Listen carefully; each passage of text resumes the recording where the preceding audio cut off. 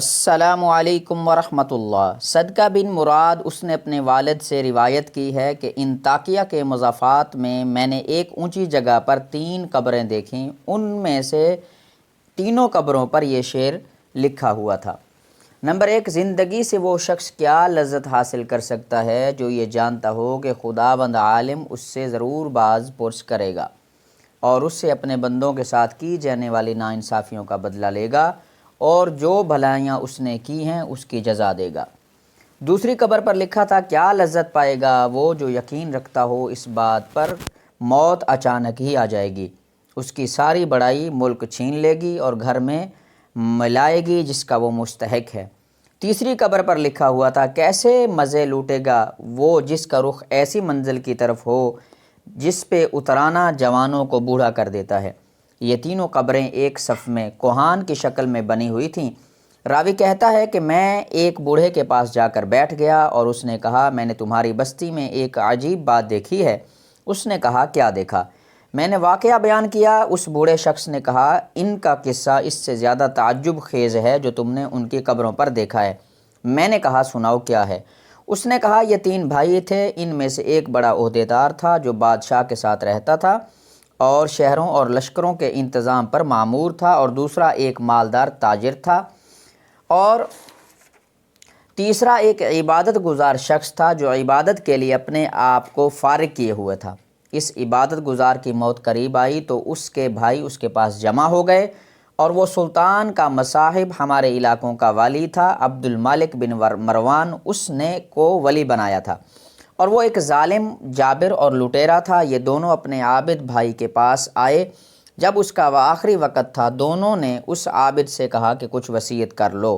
اس نے کہا، اللہ کی قسم، میرا کوئی مال نہیں کہ میں کچھ وصیت کروں، نہ میرا کسی پر قرض ہے جس کے لینے کی وصیت کروں، اور میں نے دنیا میں کوئی چیز چھوڑی نہیں جس کے لوٹنے کا اندیشہ ہو۔ عہدیدار بھائی نے کہا، اے میرے بھائی، یہ میرا مال تیرے سامنے ہے، اس میں جو چاہو کہو اور جو دل چاہے وصیت کرو۔ اس نے رخ پھیر دیا۔ تاجر بھائی نے کہا، میرے بھائی، تجھے میری کمائی اور کثرت دولت کا پتہ ہے، شاید تیرے دل میں کسی بھلائی کا ارمان رہ گیا ہو جس کو مال خرچ کیے بغیر حاصل نہ کیا جا سکتا ہو۔ یہ میرا مال ہے، اس میں سے جو چاہو حکم کرو، اس کو پورا کروں گا۔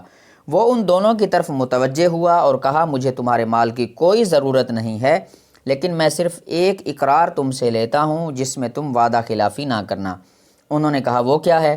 اس نے کہا، جب میں مر جاؤں تو مجھے غسل دو اور کفن پہنا کر ایک اونچی زمین پر دفن کر دو اور میری قبر پر لکھ دینا، زندگی سے وہ شخص کیا مزہ لے سکتا ہے جو یہ جانتا ہو کہ خداوند عالم اس سے باز پرس کرے گا اور اس سے بندوں کے ساتھ ناانصافی کا بدلہ لے گا اور نیکیوں کی جزا دے گا۔ جب یہ کام کر دو تو روزانہ میری قبر پر آیا کرنا، شاید تمہیں نصیب ہو۔ انہوں نے اس کی موت کے بعد ایسا ہی کیا، اور اس کا عہدیدار بھائی اپنے لشکر کے ساتھ قبر پہ آتا اور ان اشعار کو پڑھتا اور روتا۔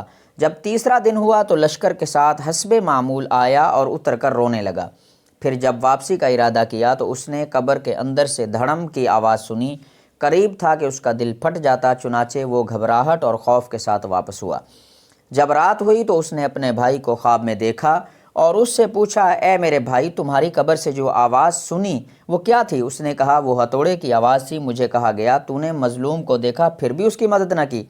چنانچہ وہ شخص صبح غم زدہ اٹھا اور اپنے بھائی کو اور دوسرے خاص لوگوں کو بلایا اور کہا کہ میں سمجھتا ہوں کہ ہمارے بھائی نے جو اپنی قبر پر اشعار لکھنے کی وصیت کی تھی اس کا مقصد مجھے تنبیہ کرنا تھا، اور میں تمہیں گواہ بناتا ہوں کہ آئندہ میں تمہارے درمیان نہیں رہوں گا۔ چنانچہ اس نے عمارات چھوڑ دی اور عبادت میں مشغول ہو گیا، اور عبد الملک بن مروان کو اس کے بارے میں خط لکھا تو اس نے ان لوگوں کو حکم دیا، اس کو چھوڑ دو، جہاں چاہے جائے۔ چنانچہ وہ پہاڑوں اور صحراؤں میں رہتا رہا یہاں تک کہ اس کی موت آئی، اور چرواہوں کی ایک جماعت کے ساتھ اس کے بھائی کو خبر پہنچی تو وہ حاضر ہو گیا اور کہا، اے میرے بھائی، کوئی وصیت نہیں کرنی؟ اس نے کہا، کیا وصیت ہے؟ کوئی مال نہیں جس میں وصیت کروں، لیکن ایک وعدہ ہے، وہ یہ ہے کہ جب میں مر جاؤں تو میری قبر تیار کر کے مجھے میرے بھائی کے پہلو میں دفنا دینا اور میری قبر پر لکھ دینا۔ کیسے لذت پائے وہ شخص جس کو یقین ہو کہ بہت جلد اس پر موت اچانک آ جائے گی اور اس سے عظیم ملک اور تمام بڑائی چھین کر اس قبر میں اس کو ٹھہرا آئے گی جس کا وہ باسی ہوگا۔ پھر 3 دن تک میرے پاس آیا کرنا اور میرے لیے دعا کرنا، شاید اللہ تعالیٰ مجھ پر رحم فرمائے۔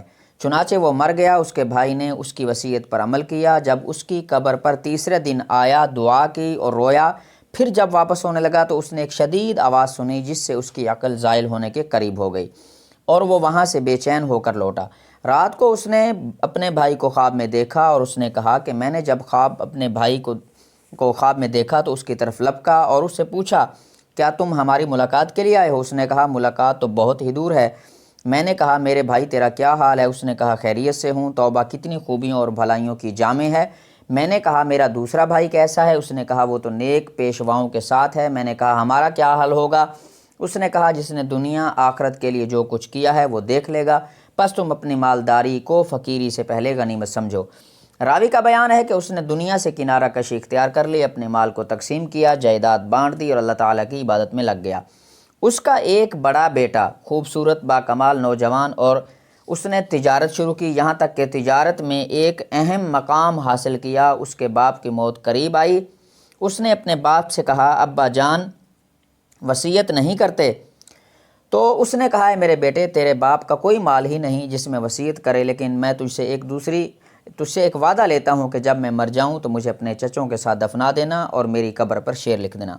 کیسے مزے لے سکے گا زندگی سے وہ جس کا رخ ایسی قبر کی طرف ہو جس کی گھاٹ نوجوانوں کو بوڑھا کر دیتی ہے اور چہرے کا رنگ اڑا دیتی ہے اور جلدی جسم اور جوڑوں کو بوسیدہ کر دیتی ہے۔ جب یہ کرو تو اس کے بعد 3 دن تک تم میرے پاس آ جایا کرنا اور میرے لیے دعا کرنا۔ اس نوجوان نے وصیت پر عمل کیا۔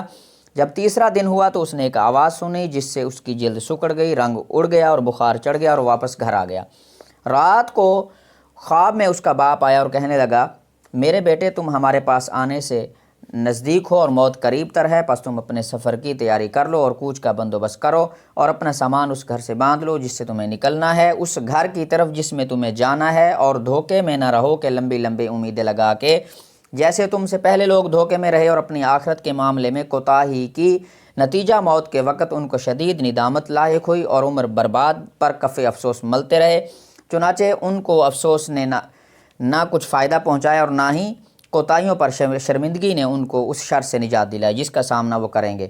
قیامت کے دن وہ اپنے بادشاہ کی طرف، اے میرے بیٹے، جلدی کرو جلدی کرو جلدی کرو۔ عبداللہ بن صدقہ کہتے ہیں کہ جس بوڑھے نے واقعہ سنایا اس نے بتایا کہ جس رات کو اس نوجوان نے یہ خواب دیکھا، صبح کو میں اس کے پاس گیا تو اس نے وہ ہمیں خواب سنایا اور کہا، مجھے یقین ہے کہ بات ایسی ہی ہے جیسے میرے باپ نے کہی، اور میں سمجھتا ہوں کہ موت میرے سر پر منڈلا رہی ہے۔ رشتہ داروں اور لین دین والوں سے معاملہ صاف کیا اور سلام کہا اور لوگوں سے الوداع کہا۔ لوگوں نے اسے الوداع کہا جیسے کسی کو کسی چیز سے ڈرایا گیا ہو اور اس کو اس کی توقع بھی ہو۔ وہ کہتا تھا کہ میرے باپ نے کہا، جلدی کر جلدی کر۔ ان تینوں سے مراد 3 لمحات ہیں، وہ گزرے ہیں، لہٰذا نہیں، اگر 3 دن ہوں وہ کیسے گزریں گے، اور یا 3 مہینے، اور میں نہیں سمجھتا کہ اس وقت تک زندہ رہوں گا، یا 3 سال ہیں، یہ تینوں مہینوں سے بھی زائد ہے، اور میں نہیں چاہتا کہ اس سے مراد سال ہو۔ چنانچہ وہ 3 دن تک بخشتا رہا اور صدقہ کرتا رہا۔ جب اس خواب کو تیسرا دن ہوا تو اس نے صبح سویرے اپنے اہل و عیال کو جمع کیا اور ان کو الوداع کہا اور سلام کہا، پھر قبلہ رخ ہو کر لیٹ گیا، آنکھیں بند کر لیں اور کلمہ شہادت پڑھا اور وفات پا گیا رحمہ اللہ تعالی۔ اس کے بعد ایک عرصہ تک لوگ گاہے بگاہے اس کی قبر پر دور دور دراز سے آتے تھے اور نماز پڑھتے تھے۔ حاصل یہ ہے، بے شک جو سچے دل کے ساتھ اللہ کی طرف رجوع کرتا ہے تو اللہ تعالیٰ اس کی دعا کو قبول فرماتے ہیں۔ اسی لیے ہمیں بھی چاہیے کہ ہر حال میں اللہ کی طرف رجوع کریں اور اسی سے مانگتے رہیں۔ اللہ تعالیٰ ہم سب کو اس واقعہ سے سبق حاصل کرنے کی توفیق عطا فرمائے، آمین یا رب العالمین۔